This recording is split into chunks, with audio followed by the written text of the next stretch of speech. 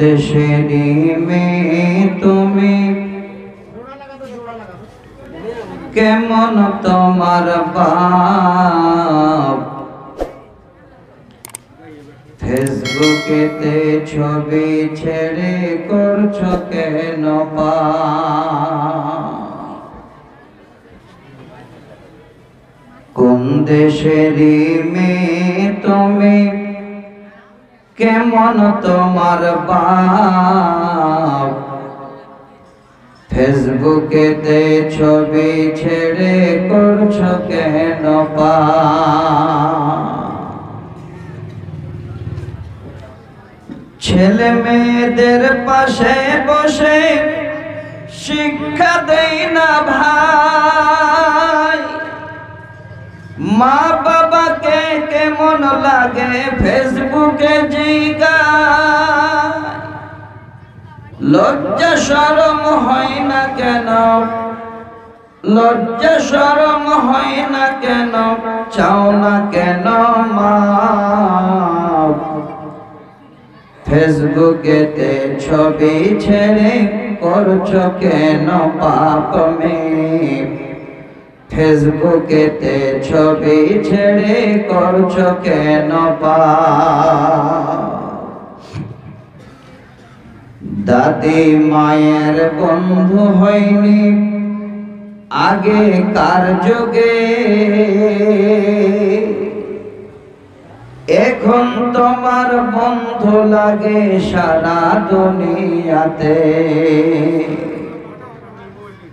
দাদি মায়ের বন্ধু হয়নি আগেকার যুগে,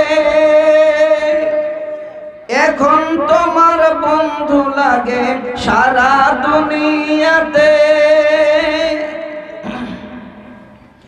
জেনে উপস্থিত সম্মানিত সভাপতি সাহেব, মঞ্চে উপবিষ্ট ওলামায়ে কিরাম, সম্মুখে বসে থাকা আমার বয়োজ্যেষ্ঠ ও বয়োকনিষ্ঠ শ্রোতা মণ্ডলী, পর্দার আড়ালে বসে থাকা পর্দা নাসিনা অবলা সরলা মা খালা বোন ও বোনান্নেরা, সর্বাগ্রে সেরাকুল আলামিনের দরবারে শুকরিয়া জ্ঞাপন করি যে আল্লাহর আদেশে আজকে আমরা দিবাগত রাতে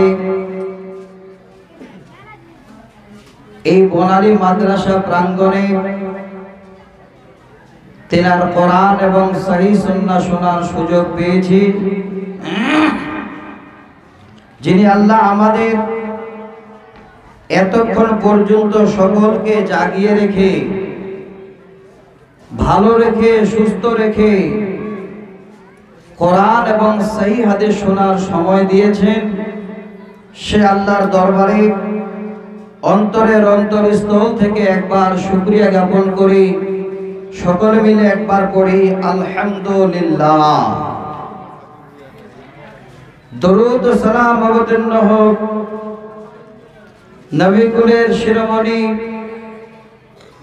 মা আমিনার দুলাল আব্দুল্লাহর লাগতে জিগার জনাবে মুহাম্মদ রাসূলুল্লাহ সাল্লাল্লাহু আলাইহি ওয়াসাল্লামের উপর অগণন দরুদ ও সালাম অবতীর্ণ হোক। আল্লাহুম্মা সাল্লি আলাইহি আল্লাহুম্মা বারিক আলাইহি। ব্রাদার ইন ইসলাম, আজকে আপনাদের এই বনালী মাদ্রাসার জন্য জালসার আয়োজন। আমি আরো আপনাদের এই মাদ্রাসার জালসায় এসেছি।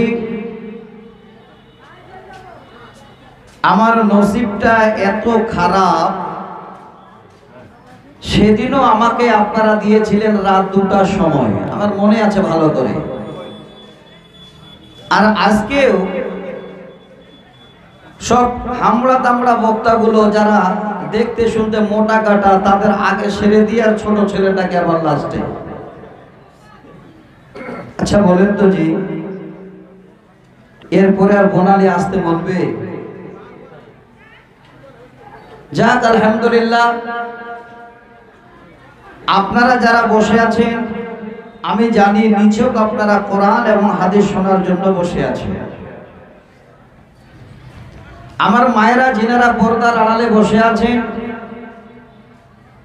ওনারা হয়তো যদিও কোরআন হাদিস শোনার জন্য কেউ আছেন, আর কেউ মনে মনে ভাবছেন যে মাওলানার ওয়াজ তো আইসক্রিম বেচার কাছে, বরফ বেচার কাছে অনেক শুনেছি, আজকে একটু শুনে যায়।